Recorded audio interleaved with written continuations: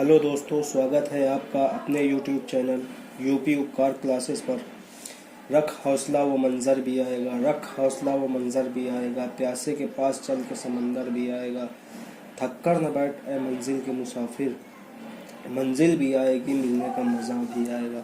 जी हाँ दोस्तों, आज का टॉपिक उनके लिए है जो कहते हैं हमसे ना हो पाएगा। जी हाँ दोस्तों, मैथ बिल्कुल ज़ीरो से बेसिक जिसका कमज़ोर है वो इस डोज को दे सकता है। जी हाँ दोस्तों, शून्य से कामयाबी के शिखर तक का सफर। किसी संख्या में शून्य का गुणा किया जाए या किसी शून्य में किसी संख्या से गुणा किया जाए, गुणनफल हमेशा शून्य ही प्राप्त होगा। जी हाँ दोस्तों, जैसे 1 गुणे 0 बराबर 0 या 0 से a में गुणा किया जाए तो 0 ही प्राप्त होगा। जी हाँ दोस्तों, जैसे 3 का गुणा 0 में करते हैं तो 0 प्राप्त होगा, या 0 का गुणा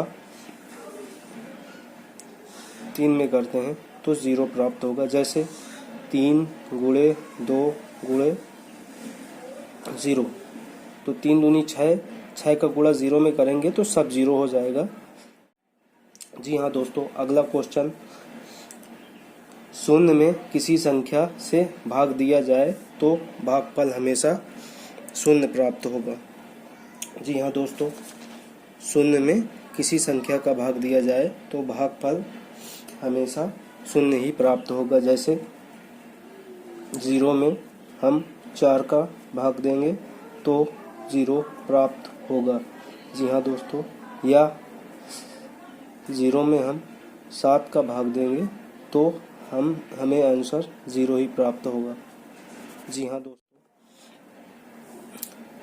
तीसरा क्वेश्चन, किसी संख्या को शून्य से भाग दिया जाए तो भागफल सदैव अनंत ही प्राप्त होगा।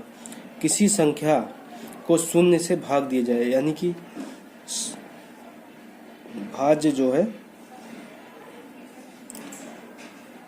जैसे 8 को 0 से भाग देंगे तो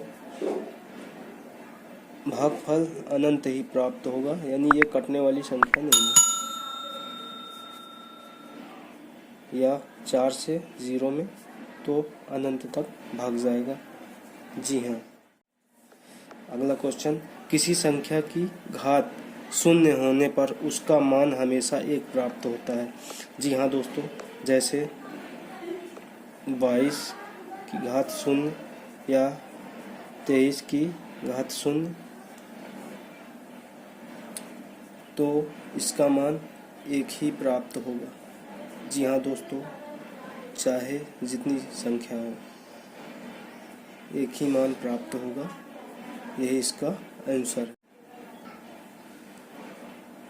किसी संख्या को स्वयं से भाग देने पर भागफल हमेशा 1 ही प्राप्त होगा। जी हाँ दोस्तों, किसी भी संख्या को हम जब उसी संख्या से भाग देंगे तो भागफल हमेशा 1 ही प्राप्त होगा। जैसे 19 में 19 का भाग देंगे तो भागफल 1 प्राप्त होगा, और या कितनी भी बड़ी संख्या हो उसमें जब उसी संख्या से हम भाग देंगे तो भागफल हमेशा 1 ही प्राप्त होगा। जी हाँ दोस्तों,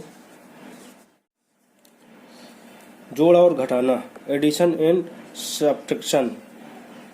धनात्मक संख्याएं सदैव आपस में जुड़ती हैं और चिन्ह जो है धन का लगता है। जैसे 3 + 3 बराबर 6 या 4 + 7 बराबर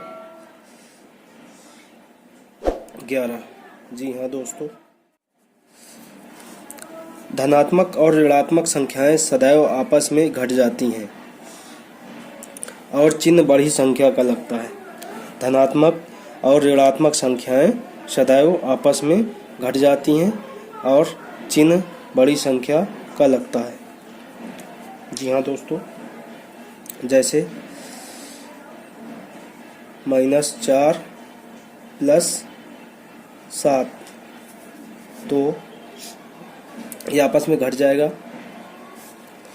तो प्लस का 3 बचेगा। जैसे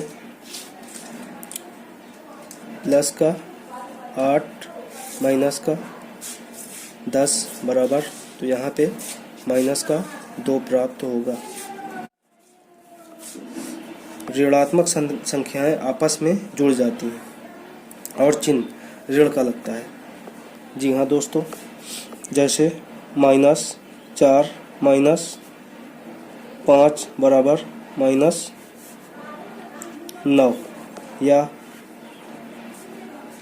-16 -8 बराबर -24। एप्लीकेशन एक जैसे जुड़ते हैं, अलग अलग घटते हैं। जी हाँ दोस्तों, जैसे धन का गुणा धन से होगा तो ये आपस में जुड़ जाएंगे, और माइनस का गुणा माइनस में होगा तो ये भी प्लस हो जाएगा। तो इन्हीं को हमने कहा एक जैसे जुड़ते हैं। और माइनस गुणे प्लस बराबर माइनस, या माइनस गुणे प्लस गुणे माइनस बराबर माइनस।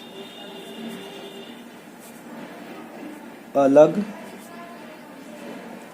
अलग घटते हैं। जी हाँ दोस्तों, बिल्कुल सरल भाषा में है, इसको आप समझ सकते हैं कि एक जैसे जुड़ते हैं और अलग अलग घटते हैं। जी हाँ दोस्तों, जैसे -4 गुणे -4 बराबर 16। माइनस माइनस का जब हम आपस में गुणा करते हैं तो ये प्लस का रूप धारण कर लेता है, क्योंकि हमने आगे बताया एक जैसे जुड़ते हैं, अलग अलग घटते हैं। या -4 गुणे +4 बराबर, तो ये -16 प्राप्त। जी हाँ दोस्तों, भाग डिवीज़न। यदि अंश और हर के चिन्ह समान हैं तो धनात्मक मान प्राप्त होगा। यदि अंश और हर के मान असमान हो तो ऋणात्मक मान प्राप्त होगा।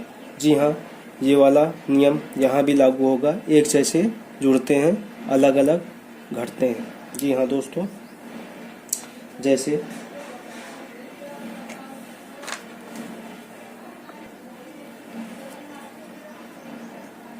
प्लस भागे प्लस बराबर प्लस प्राप्त होगा। 6/2 बराबर 3। प्लस को माइनस से भाग देंगे तो माइनस प्राप्त होगा। जैसे 6/-2 बराबर -3। जैसे माइनस को माइनस से भाग देंगे तो ये प्लस प्राप्त होगा। जैसे -4/-2 बराबर 2।